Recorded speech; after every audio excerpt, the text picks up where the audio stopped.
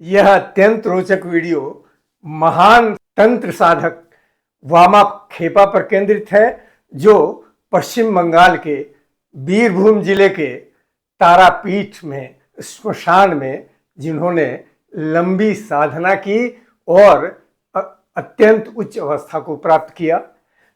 कैसे उनकी साधना में क्या क्या चीजें आई और कैसे उन्होंने उसको पार किया। अत्यंत दृढ़ इच्छा शक्ति से अगर हो तो कुछ भी किया जा सकता है, इसका वो उदाहरण बने।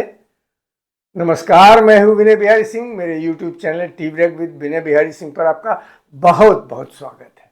तो आइए चलते हैं और इस दिलचस्प वीडियो में देखते हैं कि और क्या क्या हुआ। आइए चलते हैं। महान संत वामा खेपा जब तारापीठ में अपने गुरु कैलाशपति बाबा के निर्देशन में तंत्र साधना करने पहली बार बैठे तो कैलाशपति बाबा ने कहा कि रात गहरा रही है और चाहे जितनी भी डरावनी आवाजें आए या डरावने दृश्य आए, उससे विचलित नहीं होना है, उससे प्रभावित नहीं होना है और अपनी साधना में और गहरे उतरते जाना है। माँ तारा तुम्हारी रक्षा करती रहेंगी। तुम निश्चिंत होकर बिना किसी भय के साधना करते जाओ। वामा खेपा उस श्मशान भूमि में आराम से अपने गुरु की बताई हुई जगह पर बैठ गए और साधना शुरू किया। थोड़ी देर बाद डरावनी आवाजें आने लगी।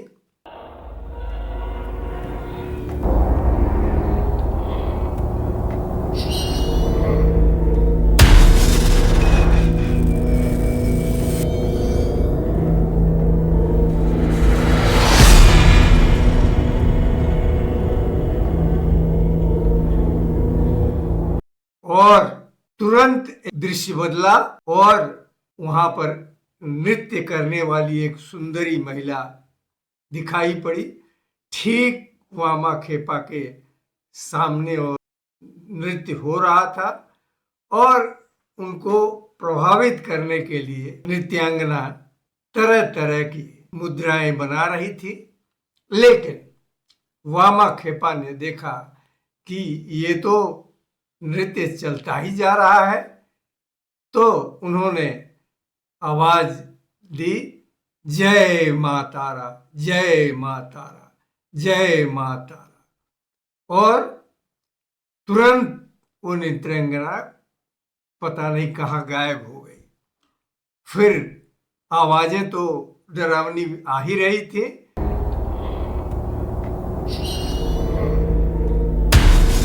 इसी बीच भूतों की एक टोली आई और उनके पास आकर के उन्हें डराने लगी। और वामा खेपा अपने गुरु की बात याद करते हुए कि तुम्हारा कोई कुछ नहीं बिगाड़ सकता, तुम्हारे साथ माँ तारा का आशीर्वाद है, बिना डरे और अचल होकर के उसी तरह बैठे रहे और भूत आसपास उनके नाचते रहे, चुड़ैलें नाचती रही, कोई उससे फर्क नहीं पड़ा उन्हें। तो जब वो नृत्य भूतों का देर तक चलता रहा तो वामा खेपा ने पुकारा, जय माँ तारा, जय माँ तारा, जय माँ तारा। और वो भूत तुरंत गायब हो गए। इसी तरह अनेक डराने वाले दृश्य उनके सामने आते गए, लेकिन वामा खेपा दृढ़ निश्चय करके बैठे थे कि वो यहाँ से साधना पूरी होने के पहले नहीं उठेंगे और किसी भी दृश्य या किसी भी डरावनी आवाज से तनिक भी प्रभावित नहीं हो। और वही हुआ। उनकी साधना चलती रही और लगातार वो ध्यान में डूबे रहे, जप करते रहे और उनके गुरु ने जो क्रियाएं बताई वो करते रहे। आखिरकार माँ तारा ने उन्हें दर्शन दिया और उन्हें आशीर्वाद मिला और वो सिद्ध तांत्रिक संत बने। और देखिए कि सिद्ध होने के बाद उनके गुरु कैलाशपति बाबा तीर्थ यात्रा पर निकल गए और उनके समकालीन एक और तांत्रिक संत थे, वेदज्ञ मोक्षानंद उनका नाम था। और मोक्षानंद जी ने अब वामाखेपा को गाइड करना शुरू किया। मोक्षदानंद गुरु नहीं थे, लेकिन गुरु जैसे ही थे। तो वामाखेपा की चमत्कारी घटनाएं शुरू हुई। वो कुछ भी चमत्कार कर सकते थे, लेकिन वो संतुलित ढंग से होते थे।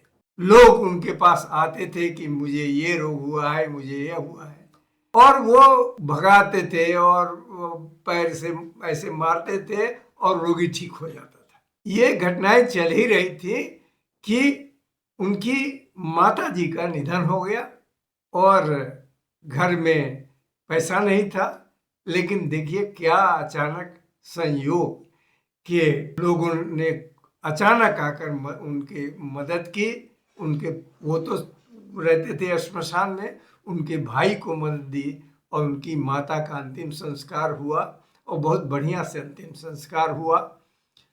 फिर श्राद्ध भोज जब हुआ तो वामाखेपा के घर में तो कुछ भी नहीं था, अन्न न रुपया, कैसे श्राद्ध भोज होगा।